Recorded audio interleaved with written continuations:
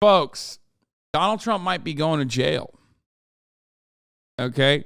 In the funniest way possible, too. Like, he might be getting arrested. Not going to jail, but he might be getting indicted, which means he might get fingerprinted, which means there will be a mugshot, which means, like, there could be a perp walk. Now, obviously, that shit is crazy. That's going to happen possibly tomorrow. Okay? But I will give you details on how this came to be, why it's happening, why it might not really happen, and also the reactions from the right and also the reactions from libs. But I think I speak for all of us when I say that it would be wonderful content, so I really, really, really hope it happens. Like, oh my fucking God, the excitement, dude. I don't give a shit. I don't give a shit. The reasons as to why he's going to jail are completely irrelevant to me. The reasons why he's being brought up on charges or might be indicted are completely irrelevant to me in general, because, like, you know, they're kind of bullshit. Like, I'll be honest. They're not like the worst thing he's done. But let's be real. He has a long laundry list of reasons as to why he should be in jail. Okay, so this is the funniest one to actually throw him in some kind of like, involuntary hold, paying hush money for Stormy Daniels and trying to quiet her. But of course, Trump is going to do what Trump does. What does that mean? Well, what do I mean by that? What I mean by that is Donald Trump is like very openly trying to game the system once again. He has been asking his followers to basically riot, okay? He's been popping the fuck off since this decision was announced. Let's take a look at how liberal media is reacting to it, though. Again, with the news of a possible indictment against former President Donald Trump over the weekend, the former president claimed he will be arrested tomorrow, although there is no evidence that that is going to happen, and no official has said that that is true. Now he's facing criticism for calling on his supporters to protest, raising concerns that his words could lead to violence that are very similar to what happened on January 6th. We all remember that day. Robert Costa's outside. How can I forget? I mean, that was liberal 9/11. You know what I mean? That was like worse than 9/11. Multiple 9/11s worth of things happened on that day. You know, so. Court. Bob, good morning to you. And we understand that there may be additional testimony today. Good morning, Gail. That's correct. The CBS News has learned that the grand jury may hear today from an additional witness, Bob Costello, a former legal advisor to Michael Cohen, a key witness in this investigation. We're told that Mr. Costello might question the credibility of Mr. Cohen, and this all comes after the fallout over the weekend from former President Trump's comments. This is selective prosecution. If I were President Trump, I'd take this all the way to the damn Supreme Court. Former President Donald Trump and his allies on the political and legal warpath over the weekend as Trump faces down a possible indictment in Manhattan criminal court. On Saturday, Trump claimed he will be arrested on Tuesday of next week and urged his supporters to protest and take our nation back. He then urged in a follow-up, "We must save America. Protest, protest, protest." Like, he went all caps on this one, and you kind of know where he's going. If he's going all caps, you know shit's popping off. Also, what a fucking ugly-ass PFP, Jesus Christ. So, this DA is a George Soros-backed DA, and he's also a thug, is what Donald Trump called him. And also an anti-white racist. You guys understand what's going on, right? I mean, he's black, okay? I right? Isn't that? Yeah, he's just. I mean, you know, it's not exactly subtle. Like when you call a black DA an anti-white racist and a thug, okay? Oh, he called him an animal too. So. You know what's going on. Yeah, oh yeah, he said the T word. He said the T word and he said the A word. He called him an animal and a thug. So, you know what's going on. Okay? So it's so crazy that the best they could get him on was a misdemeanor, honestly embarrassing.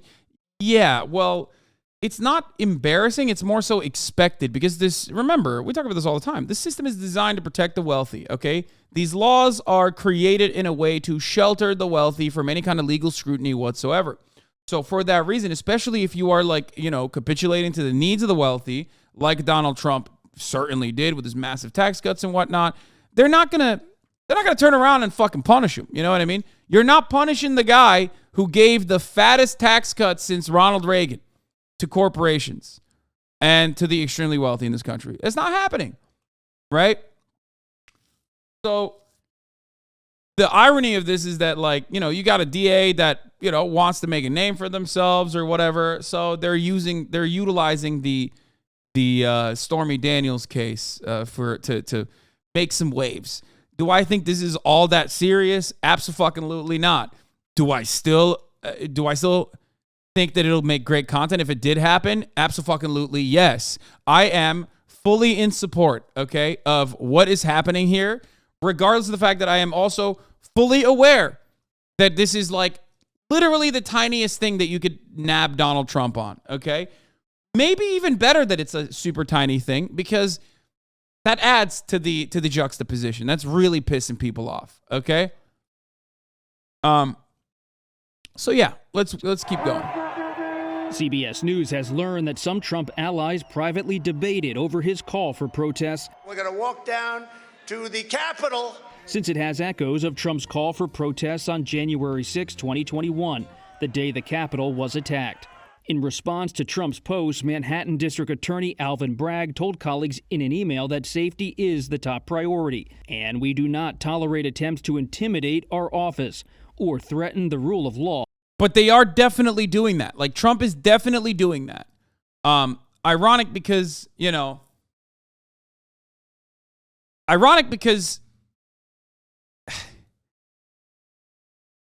it's just, nothing is going to come out of this. It's just content for Trump, I think. That's my speculation. Because it's, one, a tiny, minuscule charge, not as significant. It has already galvanized every single Republican, even like not never Trumpers, but like people who want to run in opposition to Donald Trump. Central Committee brought up a side point about not only Mike Pence, but also DeSantis too. I was going to talk about Mike Pence myself. One side point is the fact that DeSantis is rushing to Trump's defense is proof that he's a loser cuck with 0% of winning the Republican nomination. If the shoe was on the other foot, Trump would be calling DeSantis a criminal and going all in, bashing him. Yes, but also no. Here's what I mean by this, okay? They all recognize that they are Trump is their daddy, okay? They all recognize that, like, the fan base loves Donald Trump. But they also recognize that this is, like, a really great opportunity to cut, like, the elitist DAs that are black and backed by George Soros, that don't care about the violent crime that's happening in New York every single fucking day, and care about, like, nonsensical bullshit to make waves, and to grossly weaponize the criminal justice system against Donald Trump and also wealthy white people who just want to, secure a meaningful existence for white babies in this country, 14-word shit. So that's why they're hamming this narrative. Now, of course, ironic because like violent crime, historic crime in New York, like there's no fucking crime wave, dog. That shit is made up, as I talked about over and over again. Crime is a permanent staple in fucking city living, in living in America in general. Its manifestation is due to material conditions. Obviously, as long as we don't solve those issues, as long as we do not give adequate material restitution and create like a safety net, and basically have like a starting point that's like pretty comparable to everywhere else around the country, it's not going to happen. There's always going to be crime, okay? But all big cities have crime. Now, what you're supposed to do is basically look at crime across the board, and if you look at crime rates across the board, whether it be violent crime, property crime, whatever kind of crime you're talking about, that is significantly lower, okay? It's just significantly lower than like 2 decades ago, and it's been consistently getting lower and lower and lower. So this notion that like crime is historically high is ridiculous. It's just absolutely fucking ridiculous. It's like literally globally low too. It's not even just New York City. And if you look at the historic New York City crime data, the cops themselves release crime statistics. And if you look at the historic data from, let's look at the major felony offenses, right? 2,630 murder, non-negligible manslaughter. Oh, total 7 major felony, 184 down to 126,000. Okay, like this is from 2000 to 2022. All crime is lower in comparison. If you go back to the fucking 90s, that number is even higher. Okay, so all crime is technically lower than it was 20 years ago, lower than it was 10 years ago, lower than it was, especially lower than it was when it was at its peak. Okay? Why is crime going down if income inequality is increasing? Well, because when income inequality is increasing, if you successfully fucking push every single poor person away in the most violent means away from cities, okay? That's one reason how crime can technically get lower. The other is no more lead in your gasoline, okay? Because you have no way to describe. I mean, this is all speculation, okay? But there's basically no way to attribute almost a global fucking a global decline in crime rates other than something that touches everyone. You know what I mean? Lead poisoning in your paint, lead poisoning in your gas, lead poisoning in general. That's like a big part of it. Anyway. And yet the New York Dems ran on a rampant crime wave narrative. Fucking worthless libs in New York pushing a conservative talking point. Exactly.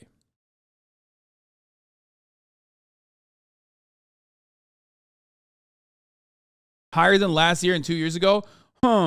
Interesting. I wonder how crime went fucking higher than last year and 2 years ago. Hey, man, I don't know if you know this, but there was such a thing called COVID lockdowns, okay?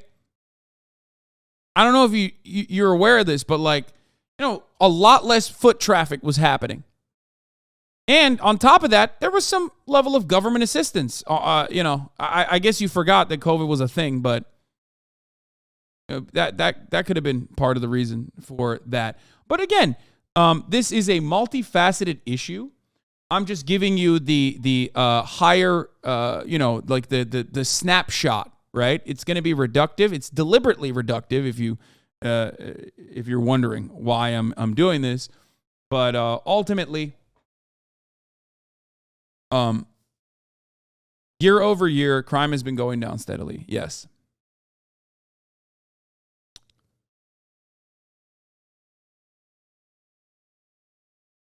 I'll come back later. This fuckery is too much for International World Happiness Day.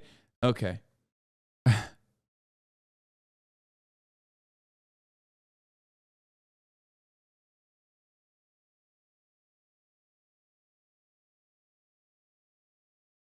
Roe v. Wade is not the reason for New York, guys. Calm down. Please. I know everyone watched that one fucking Freakonomics episode that's almost eugenics related. And everyone keeps saying Roe v. Wade, Roe v. Wade. It's motherfucker, we're talking about New York, dog. You can get abortions. New York is the abortion factory, okay? Chill. That's not, calm down, okay? That's not a contributing factor to New York crime rates is significantly increasing or diminishing one way or the other, okay? Also, that would probably take a little bit longer to kick in, don't you think? Think about it.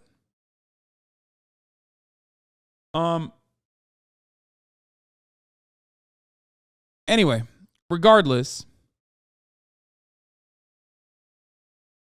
where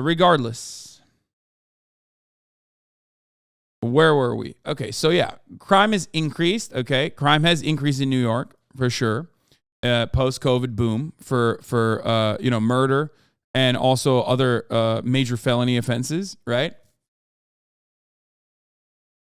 And that's going to come with the territory with income inequality in general. Why are you vehemently arguing that it's not Roe v. Wade when there are many people here telling you the opposite? What? It's literally abortion legalizing. Abortion led to crime rates dropping worldwide. I think it's important to bang on reproductive justice. Okay. The reason why I'm not banging on the legalizing abortion drum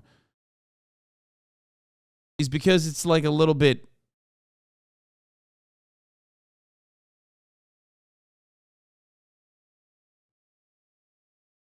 I don't want to get into this. Okay. I'm not going to have this conversation. It's not one instance. It might have played a part in it, but it's like you're making an argument that like criminalizing abortion again is increasing crime when it would take, 18 to 20 fucking years for the crime rate to increase. This is the part of the conversation that I'm talking about where abortion would not have been a consideration anyway, because we're talking about New York, and the evisceration of Roe v. Wade protections is not important for New York, because your clinics are protected in New York. Okay, this is a state by state problem. Unless you literally think like in New York they have genuine abortion restrictions, and also in New York 1-year-olds that were born after COVID are doing property crime, like they're doing grand larceny. Okay, this part of the conversation I'm talking about, it doesn't make sense. Also, it's a bit of a eugenics argument, and I don't like it anyway. Okay, for that reason, it's giving eugenicists sweaty. Increases crime because people will illegally kill the babies. Yeah. It's called the Terrible Twos for a reason. Yeah, it's the Terrible Twos because it's called the Terrible Twos because they're doing like crazy shit. They're doing grand larceny.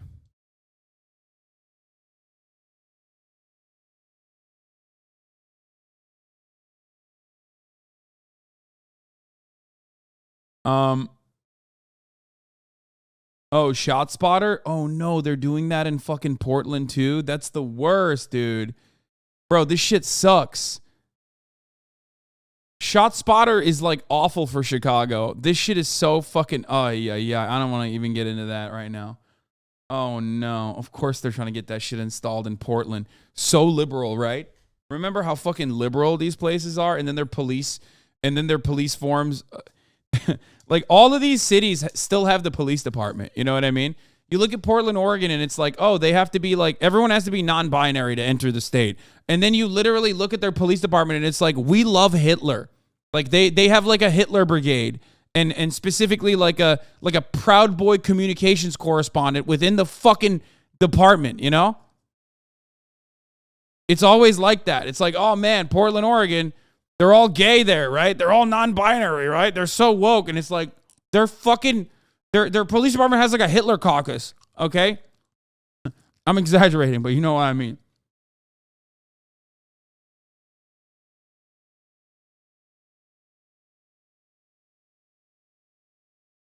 The part where the Portland Police Department actually communicates with the Proud Boys, when the Proud Boys are like, whenever there's like a Proud Boy with an arrest warrant out for themselves, by the way, isn't a lie. That is not an exaggeration.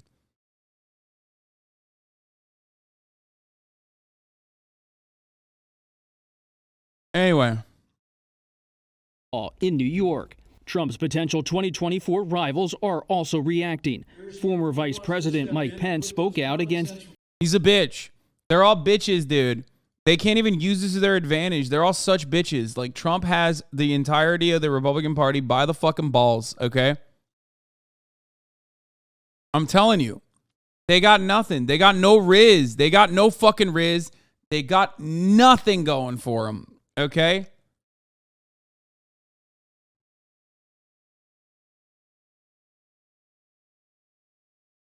any possible indictment in this case. It just feels like a politically charged prosecution here. And even some Republican critics of Trump say it could play to his political advantage. A lot of the Democrats have misplayed this in terms of building sympathy for the former president. The Manhattan District Attorney is investigating alleged hush money payments made to adult film star Stormy Daniels on Trump's behalf by his former attorney Michael Cohen at a crucial moment in the 2016 campaign. Trump denies any wrongdoing. But Cohen's lawyer, Lanny Davis, told CBS News his client testified truthfully to the grand jury earlier this month. And now it is in their hands. if there was any political motivation to prevent the alleged affair with Stormy Daniels from coming out right before the election, and a jury is to conclude that there is any political motivation, then I think that's the key issue. I mean, of course, dude. Yes, this is, I mean, I'm sorry. This is definitely political. Like, anyone that says that this is not like a political thing is silly. But like, I don't even give a shit at this point. It is just funny and it's awesome. And I am totally on board with it. I know a lot of people are going to turn around and say, oh my God, Hasan, how dare you? This is going to like improve Trump's numbers. Yeah, it will. For sure. Because it's going to be nothing. It's going to fizzle out, I think. And I might be totally wrong on this. Okay? Do I give a shit? Do I give a shit about anything that puts him in jail? Absolutely not. It's awesome. It would be great. It would be fucking great. Okay? It would be great. He deserves to be in jail. Most American politicians deserve to be in jail. Okay?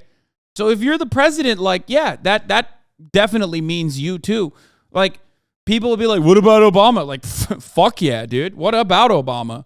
Why is Obama not in jail? You know what I mean? He killed an American citizen with a drone strike extrajudiciously. You know, that's jailable in my opinion. So, you know, before we get to like Libya, you know, before we talk about how Libya is like open air slave markets now in Libya. Shouts out to Obama and Hillary Clinton for that one. That was fire. Anyway, I'm just saying, most American presidents and most American politicians have done like jail-worthy shit. So yeah, I'm not gonna fucking sit here and act like that's bad. I don't give a fuck if it's political. It is. And I don't even think he's going to go to jail eventually. But it'll be funny. It'll be funny to perp walk him. It'll be really funny when the right wing gets agitated. Okay? When they go fucking bananas mode.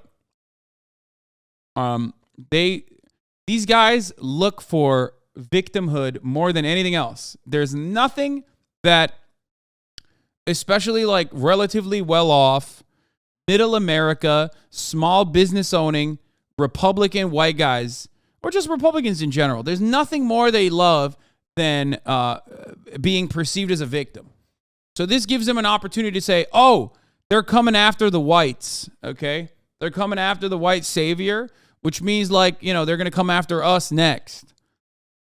So they can like cut the narrative that like they're just being prosecuted for existing or some shit, right?